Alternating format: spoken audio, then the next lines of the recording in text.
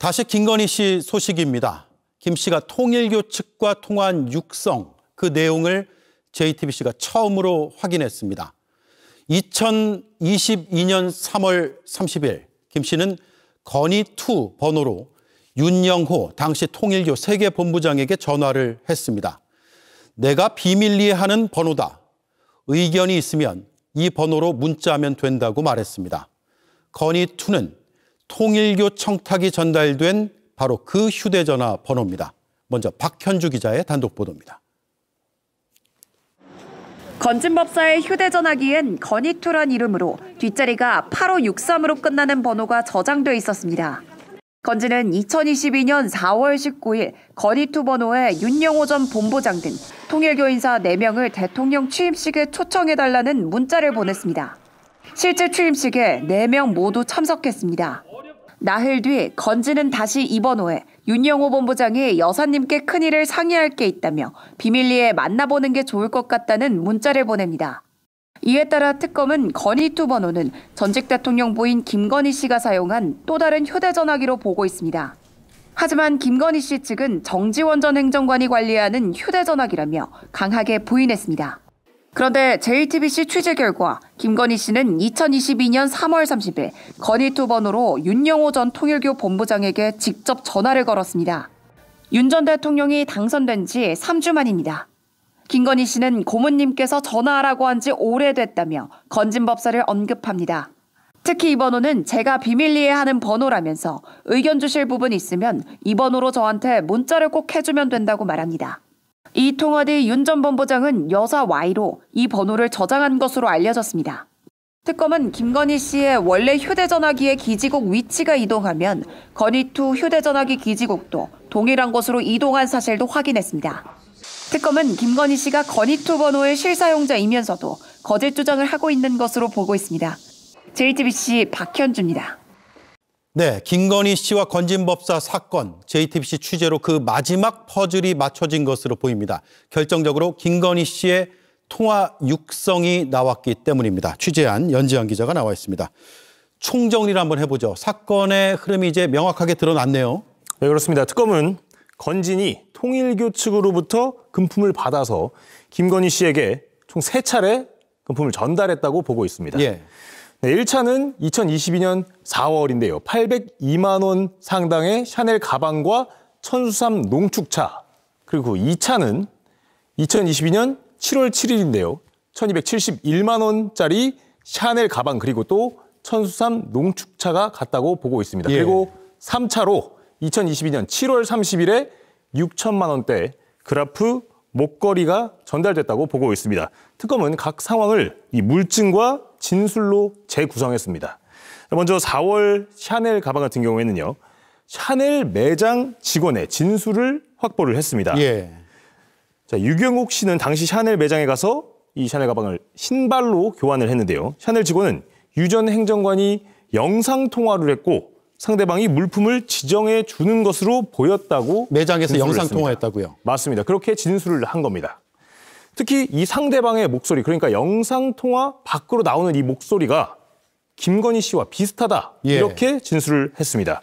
건진은 김건희 씨에게 전달한 게 아니라 유 전 행정관에게 교환 심부름을 시킨 거다. 이렇게 주장을 해왔는데요. 그런데 당시 유 전 행정관이 영상통화를 한 사람이 김건희 씨와 유사하다. 이런 진술이 나온 겁니다. 예.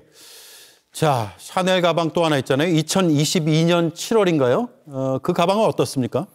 네, 특검은 2022년 7월 7일에 건진의 처남의 차가 김건희 씨의 집인 서초동 아크로비스타에 출입한 이 기록을 확인을 했습니다. 예. 그리고 다음 날인 8일에 유경옥 전 행정관이 샤넬백을 다시 교환을 합니다. 특검은 이 교환과 관련해서도 샤넬 매장 직원의 진술을 확보를 했습니다. 이번에는요. 영부인이 선물을 받은 가방을 교환하러 올 것이니 응대해달라는 부탁을 받아서 교환을 해줬다. 이런 진술을 특검은 확보를 했습니다. 또 여기에서도 영상통화를 하면서 상대방에게 교환할 물건을 보여줬다. 이렇게 진술을 했습니다. 예. 차량 기록, 교환 날짜, 샤넬 직원의 진술까지 나온 상황입니다. 예. 방클리프도 그렇고 샤넬도 직원들이 이렇게 성실하게 진술을 해줘서 수사에 탄력을 받는 것 같습니다. 그라프 목걸이도 마찬가지죠? 네, 건진법사는 이 목걸이를 준 윤영호 전 통일교 세계본부장에게 2022년 8월 1일에 문자를 보냅니다. 여사님이 큰 선물이라고 놀랐지만 별다른 말은 없었다라고 하면서요. 내용 주신 거 그대로 보냈으니 알아보시고 답 주실 텐데 아직 없다. 예. 이렇게도 얘기를 했습니다. 이 이틀 전인 7월 30일에 건진의 차가 김건희 씨의 집인 아크로비스타를 방문한 기록이 나왔습니다. 특검은 이때 목걸이가 전달된 것으로 보고 있습니다. 예. 샤넬 가방과 함께 전달됐다는 천수삼 농축차는 자신이 먹고 있다라고 아예 육성으로 말하는 내용이 있잖아요. 맞습니다. 앞서 리포트에서 전해드렸듯이요. 1,200만 원대 샤넬 가방과 천수삼 농축차가 전달됐다는 날로부터 이 8일이 지난 2022년 7월 15일의 통화인데요. 김건희 씨는 한학자 총재가 먹는 인삼가루 이렇게 표현을 하면서 제가 먹고 있다 이렇게 얘기를 했습니다. 그러면서 조금 많이 안 좋았는데 계속 먹다 보니 도움이 되는 것 같아 좋다 이렇게 말합니다. 예. 그러자 통일교 측이 작은 거로 기여가 된다니 기쁘다 이렇게 얘기를 하자 다시 기력을 회복하는 데 많이 도움이 됐다라고 했습니다. 특검은 천수상 농축차를 먹었다고 한 만큼 함께 샤넬 가방도 받았다고 보고 있습니다. 예. 자, 이렇게 건넨 물품들, 내용들은 어느 정도 정리가 됐고요. 청탁과 관련된 내용도 확인이 됐죠. 네, 청탁에서의 이 핵심은 건희2라는 휴대전화 번호입니다. 건지는 건희2로 저장하고 있던 이 휴대전화 번호로 연락을 해서 통일교 관련 청탁을 이어왔습니다. 그런데 2022년 3월 30일에 그러니까 윤석열 전 대통령이 당선되고 한 3주 뒤쯤에요. 김건희 씨가 직접 이 건희2 번호, 그러니까 뒷자리가 8563인 이 번호로 윤영호 전 통일교 본부장에게 전화를 걸었습니다. 그 내용을 한번 보시면요. 예.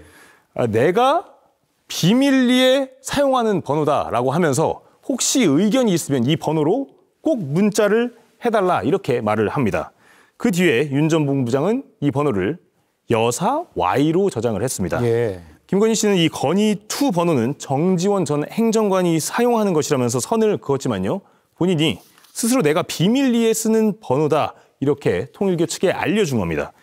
김건희 씨는 특검 조사에서 샤넬 가방과 목걸이를 받은 것도 그리고 천수산 농축차를 먹은 것도 그리고 건희2 번호가 자신이 쓰는 또 다른 번호라는 것도 모두 부인했습니다. 예. 하지만 특검은 혐의를 부인하기 위한 거짓 진술로 보고 있습니다. 네.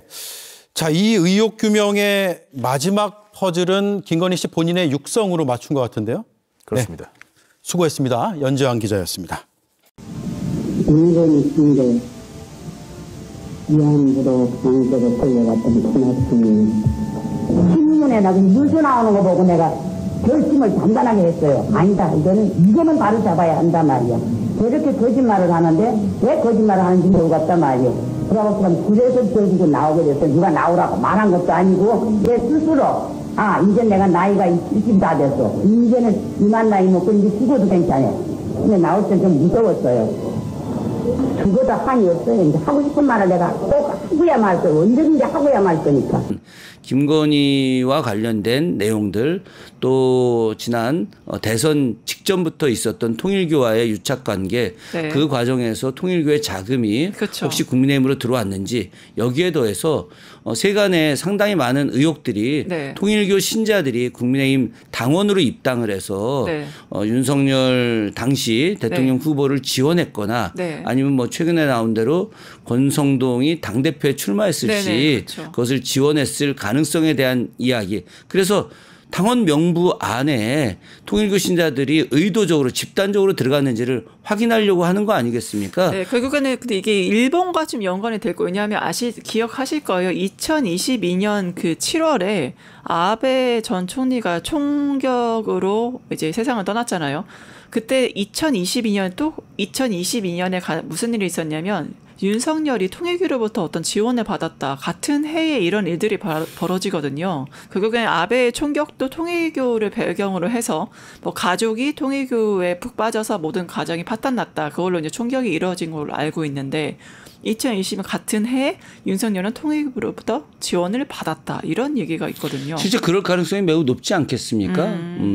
통일교의 재정적 기반이 일본인 것은 세상 사람들이 다 알잖아요. 아는 사실이죠. 네. 일본 사람들 안에 통일교 네. 신자들이 상당히 많습니다. 실제로 일본 국민들은 자신들이 오랫동안 내려왔던 아마테라스를 믿는 신도. 네. 지금 건진법사 법당 안에 네. 비밀 아마테라스 신전이 있었다고 네. 하는 거 아니겠습니까? 해방 80주년에 이게 굉장히 중요한 문제인데 네. 그들의 논리에 의하면 우리나라 단군은 네. 아마테라스의 동생이에요. 아, 우리 당군이 예, 동생이라고요? 그런 개념으로 접근을 하는 겁니다. 그렇기 때문에 그 일본 입장에서는 우리 역사, 네. 뭐 한반도 전체의 역사는 결국 네. 일본에 종속된 역사다라고 하는 원래부터 논리입니다. 동생이니까. 이제 그런 일본 신도에 푹 빠져 있던 사람들인데 그런 사람들이 통일교 신자가 굉장히 많아요. 네. 근데 그 통일교 신자들이 갖고 있는 생각들은 뭐냐. 네. 대한민국은 바로 예수재림, 문선명을 예수재림 정도의 개념으로 판단하는데 네. 바로 고난과 박해의 땅이었던 대한민국 땅을 보상을 해줘야 된다. 네네. 자신들이 지원을 해줘야 된다. 네네. 그래서 엄청난 자금을 가지고 이제 통일교에 있는 본부에 지원을 하는 거 아니겠습니까? 네네. 그러니까 이제 집안 재산을 막 팔아서 지원을 하다 보니까 그런 그 아들이 자기 어머니가 통일교에 너무 그쵸. 이렇게 심취해 있어서 온 집안 재산을 이렇게 다 탕진을 했다라고 해서 그 원흉이 아베다. 아베가 통일교와 관련이 있어서 아베를 죽일 수밖에 없었다라고 네. 한 거 아니겠습니까? 네, 맞습니다. 지금 이 논리와 연관해서 네. 통일교가 소위 말해서 동아시아 일대 주요 지도자들에게 정치적 자금을 지원을 한다라고 하는 것이죠. 네네네. 그 과정에서 윤석열한테 지원을 했던 것이고 뭐 아시겠지만 윤석열이 후보 시절에 네. 그 펜스 미 부통령과 면담을 하고 있지 네, 않습니까? 네, 네, 네. 그것이 얼마나 큰 영향을 주었겠습니까? 네. 그런데 그것도 역시 통일교가 중간에 연결을 해서 네. 펜스 부통령을 만났다는 거 아니겠습니까? 저는 이런 측면에서 보자면은 통일교가 갖고 있는 세력 확장 네. 또 그 한학자 지금 현재 통일교를 좌지우지하고 있는 지배자가 네. 자신의 어떤 통일교 내 권력을 공고히 하기 위해서 향후 권력의 중심에 설 수 있는 사람을 지원하고 그걸 통해서 통일교의 어떤 세력을 확장시키는 일을 하려고 했었던 것이고 네. 그것이 경제적 지원뿐만이 아니라 윤석열의 조종자.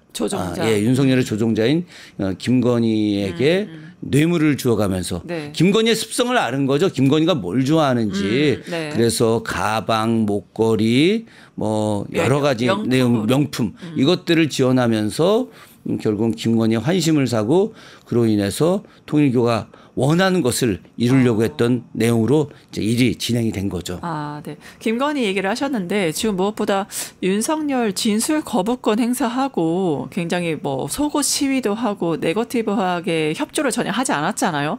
그러면 부인이 김건희 구속입니다. 이걸 보고서 좀 본인 태도가 좀 달라질까요? 글쎄요. 저는 개인적으로 네. 윤석열은 김건희한테 영적 조종을 당한다고 생각합니다. 아, 영적인 조종. 예. 그래서 저는 그런 그 안에서의 속옷 난동도 저는 누군가의 의도된 조종에 의해서 이루어진 것이 아닐까. 방송이라 굉장히 좀 조심스럽긴 합니다만은 네. 그럴 개연성은 높다. 본인이 윤석열이 그 검찰 내부에서 드리는 얘기에 의하면 네. 겉으로는 막 큰 소리 치고 욕하고 막 이러는 게 네. 사실은 새가슴이어서 새가슴. 쫄짱부여서 아하. 예 그래서 겁이 많아서 오히려. 그러는 사람이다라고 하는 이야기가 많이 있거든요. 그렇게 보자면은 특검에서 이렇게 조사 나가라 그러면 나갈 거예요. 나가요? 원래대로 한다면은 네. 그런데 변호사 접견을 통해서 누군가의 은밀한 네. 조종 내지는 지시가 있어서 네. 그래서 나오지 마라. 어떤 방식이든지 하지 마라라고 해서 그런 방식으로 지금 안 나오는 게 아닐까. 그게 VIP 제도 예, 김건희. 저는 역으로 김건희는 네. 순수하게 오늘 조사받으러 나온다는 거 아닙니까? 네, 그죠? 맞습니다. 예. 어제 뭐 하루 종일 밥도 안 먹었다. 네. 제가 그 서울 남부구치소 식단 보니까 네. 식단이 굉장히 잘 짜져 있더라고요. 영양식으로. 예. 네. 오늘 아침 국 나온 거 보니까 오뎅국이더라고요. 아침에. 제가 네. 오늘 식단도 다 보고 왔어요. 네. 점심엔 가지나물 무침도 나오고 굉장히 영양소 공급이 그러네요. 잘 되게 돼 있는데 그런데 어제 한 끼도 안 먹었는데도 불구하고 오늘 나온다. 저는 오늘 나와서 뭐라고 얘기를 할까? 네. 그건 당연히 이건 다 윤석열 잘못이다. 나는 아무것도 아닌 사람이기 때문에 아무 능력도 없고 내가 무슨 뭐 국정에 관여를 하느냐 네. 이런 이야기를 아마 할 겁니다. 네. 그래서 윤석열로 하여금은 나오지 않게 해서 윤석열을 곧바로 재판에 가게 하고 본인은 나와서 자기는 아무런 잘못도 없고 능력도 없고 그리고 모른다. 네. 이렇게 이야기해서 자신의 죄를 이제 면제받으려고 네. 물론 그럴 가능성은 전혀 없겠지만 네. 어쨌든 그런 행동은 할 것이다. 네. 결국은 이런 것들이 김건희의 보이지 않는 힘에 의해서 이루어지는 일들일 가능성이 높다. 네, 이렇게 저는 생각을 합니다. 네, 지금까지 윤석열 얘기를 했는데요. 아무래도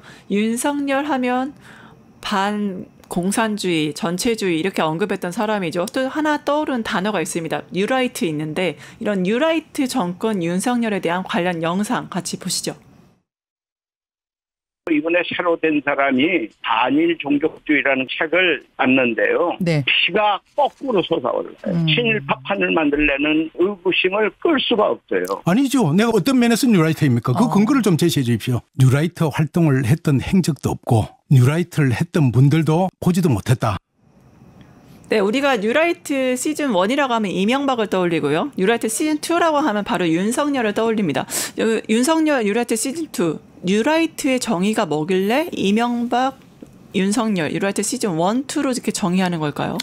뭐 라이트는 말 그대로 레프트의 반대 아니겠습니까? 네. 그러면 우익을 이야기하는 것이죠. 네. 예, 우익을 이야기하는 건데 이제 보수 우파들을 보통 이제 라이트 이렇게 이야기하면서 70년대, 80년대 박정희 정권과 전두환 노태우 정권 그리고 김영삼 정권 이런 식으로 이들을 지원했던 세력이 우파죠. 라이트 정권이었죠. 그런데 뉴라이트 앞에 뉴자가 들어갔는데 뉴라이트는 이 우파 플러스 친일입니다. 친일. 예. 그러니까 그 전에 라이트 정권 우파들이 이렇게 친일을 노고라 하지는 않았습니다. 네. 본인들이 속으로 어떤 친일의 의식들을 갖고 있을 수 있죠. 왜냐하면 친일의 후예들이기 때문에. 그러나 국민들이 무서워서 친일파라고 하는 걸 드러내거나 네. 아니면은 그 일제강점기를 미화하거나 네. 아니면 해방 이후에 우리의 어떤 발전된 내용들이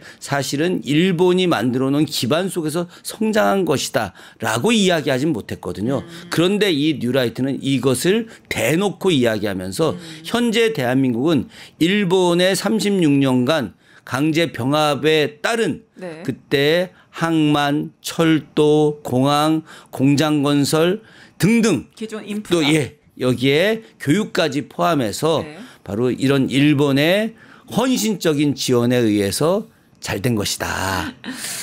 이렇게 말도 안 되는 망발을 쏟는 것이고 그래서 이들이 일본에 대해서 무한 애정을 갖고 실제로 일본의 조종을 받는 네. 그런 사람들 정말 심각한 수준이죠. 이거는 뉴라이트는 네. 민족 반역자예요. 간단하게 반역자. 이야기해서. 어허. 민족 반역자고 매국노들입니다. 아. 그리고 여기에 대해서 이들은 정신병자들입니다. 뉴라이트는 민족 반역자, 매국노, 매국노. 정신병자다라고 정의하셨어요. 근데 무엇보다 저도 이제 직접 눈앞에서 그런 현장을 봤는데 일본 기자를 만나서 한 국민의힘 인사가 우리를 이렇게 잘 살게 해줘서 일본한테 항상 감사하고 있다. 우리를 근대 문명으로 만들어줬다. 이런 얘기를 했죠. 근데 아무래도 침략의 한일 병합의 문제에 있어서 그 일본 측 입장과 뉴라이트 입장이 같은 것 같아요. 예를 들어서 예전에 역사 왜곡 문제를 얘기하시면서 진출이라고 일본은 얘기하죠. 근데 그게 우리는 침략이라고 하지 않습니까? 이러한 시각 차이가 굉장히 명확한 것 같아요. 지금 우리 변호사님께서 제가 할 이야기를 그대로 다 해주셨는데 제가 작년 그 대정부 질의 때 했던 이야기가 바로 그겁니다.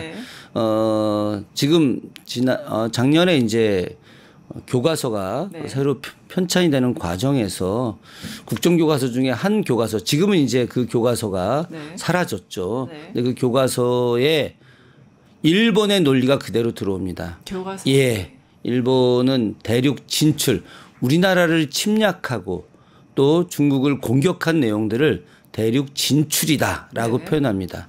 진출? 아니 어떻게 진출입니까? 일본이 진출해서 우리를 도와준 것입니까? 우리를 침략한 것이죠. 침략해서 10세 이상의 어린 소녀들을 정신대로 끌고 가서 일본군 성노예로 쓴 거 아니겠습니까? 수많은 청년들을 강제징용이라고 하는 이름으로 강제 동원해서 사할림부터 시작해서 일본의 수많은 탄광들 끌고 갔지 않습니까? 제가 지금도 장생 탄광에 수몰됐던 그분들을 유해를 되찾기 위한 일을 하고 있어요. 1942년 2월 달에 136분의 우리 조선인 강제징용 노동자들이 해저 탄광에서 바다 밑에 있는 탄광 안에서 수몰이 돼서 야마구치현 참 이런 일들이 정말 어마어마하게 많이 벌어졌습니다. 그런데 이런 것을 갖다가 진출이다 표현하고 이걸 일본의 시해라고 이야기한다? 이게 있을 수 있는 일입니까? 만약에 일본이 36년 동안 우리에게 시해를 베풀었다고 한다면 우리 안에 있었던 수많은 농산물들 갖고 가면 안 되는 거죠. 자신들이 일본이라는 데가 산악지대가 많고 또 바다와 연결되어 있어서 농토가 거의 없어요. 그래서 기본 주식량인 쌀이 생산이 잘 안 됩니다. 자신들의 쌀 위해서 주식 공급을 위해서 우리나라의 그 비옥한 농토 지역을 갖다가 개량화 작업을 하죠. 그런데 여기서 생산되는 수많은 쌀들을 다 어떻게 가느냐? 일본으로 갖고 가는 겁니다. 예. 지금은 없어졌지만 인천에서 수원까지 수인선이라는 기차가 있었습니다. 철도가 있었습니다. 수원에서 여주 가는 수여선이라고 하는 철도가 있었습니다. 그럼 수여선에서 수인선으로 그럼 여주 이천 일대에 있는 수많은 농토에서 나오는 이 쌀들이 다 인천으로 가서 제물포 앞에서 다시 일본으로 건너가게 되는 것이죠. 수탈의 현장이 군산 앞에 있는 그 항해 개발들이 김제 평야에서 나오는 지평선이 보이는 그 엄청난 평야에서 나오는 쌀들을 다 수탈해 간 것들입니다. 미국 창고가 참았습니다. 그럼요. 군산에. 이런 부분들을 어떻게 설명할 겁니까? 네, 맞습니다. 침략과 진출 아직도 반성하지 않은 일본의 태도를 보고 계신데 반성하지 않는 건 일본이나 한국 똑같습니다. 윤석열 정권 때 임명한 독립기념관장 바로 이제 김영석 씨일 텐데 아직도 퇴진 안 하고 있거든요. 저는 정말 이해가 안 갑니다. 이 사람들이 최소한의 양심이 있다면은 이재명 정부 들어와서 당연히 나갔어야 됩니다. 네, 그렇죠. 지금 독립기념관뿐만이 아니라 한국학중앙연구원 원장, 동북아 역사재단 이사장, 그리고 국가교육위원회 위원장 이런 뉴라이트 계열로 분리되는 분들 국사편찬위원장 포함해서 다 나가야 됩니다. 제가 이번 국정감사 때 좀 준비하고 있는 내용 중에 하나 간단하게 좀 말씀드리면은 미리 좀 얘기해 주시죠. 한국학중앙연구원 이사장이 쓴 책이 있습니다. 대한민국 사회 교과서란 책입니다. 아, 대한민국 사회 교과서. 이분이 추천사를 쓰고 관련된 인사들이 이제 책을 썼죠. 근데 정말 충격적인 내용이 그 안에 담겨져 있습니다. 어떤 내용입니까? 어떤 내용이냐? 한말에 우리 민족이 일본에게 강제 병합을 해달라고 요청을 해서 일본이 강제 병합을 했다라고 하는 내용입니다. 한국이 강제 병합해달라 요청을 했다고요? 그렇죠. 그게 아까 일본 사람이 쓴 책이 아니라 한국 사람이 쓴 책이 그 역사편찬연구소 한국학연구소에서 한국학중앙연구원 이사장이 그 책에 대한민국 사회교과서 책에 추천사 격려사 같은 거 있죠. 그런 글에 그래서 우리의 병합 요구가 너무 컸기 때문에 그래서 일본이 병합 추진 과정을 하게 됐다라고 하는 내용으로 기술이 되어 있어요. 너무 충격적입니다. 충격적이죠? 예. 한국과학중앙연구원은 정부 기관, 교육부 산하 기관입니다. 네. 예, 예전에는 한국과학중앙연구원 이사장이 부총리급 네. 그런 아주 대단한 지위에 있었던 그렇죠. 그런 기관이었는데 우리나라의 한국학을 연구하는 곳입니다. 수많은 외국의 학자들도 와서 연구를 하는 것이고 거기에 많은 대학원생들이 공부를 하는 곳인데 네. 그곳의 이사장이 이런 말도 안 되는 네.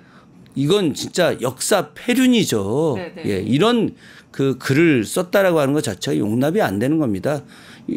당연히 그만두어야죠. 네. 그래서 제가 전에 그 법안도 발의를 했었는데 네, 네. 그 뉴라이트 인사들을 임용 취소하는 네. 그런 법안 발의를 했는데 어떤 법일까요? 예, 그것이 이제 김영석? 예, 김영석뿐만이 아니라 뭐 독립기념관도 네. 그렇고 한국과학중앙연구원이나 또 우리 관련된 그 정부 산하의 역사 교육기관 중에 네. 역사 관련 기관들 중에 뉴라이트 인사들이 임용이 됐을 때 이를 임용 배제하는 그런 법안을 좀 냈는데 아직 그 법안 이제 통과가 안 됐는데 네. 올해 안에 네. 반드시 통과시켜서 향후에 어떠한 일이 있더라도 뉴라이트 인사들이 대한민국의 국가기관, 공공기관 전체에 기관장으로 임명되게 하지는 않게 할 생각입니다. 이 통일교 문제는 제가 저번에도 말씀드렸지만은 2022년에 그 도쿄지검하고 나고야지검이 수사했던 일본 자민당 스캔들하고 거의 빼박 상태로 자꾸 굳어져 가고 있어요.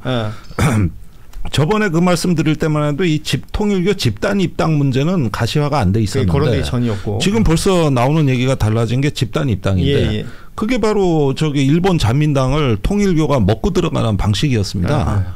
그래서 이 문제는 우리가 도쿄지검에 특별 요청을 해서 거기 수사 노하우를 좀 참고해야 돼요. 지금 이 얘기해 주시는 건 이제 아베 전 총리 시절의 이야기인 거죠.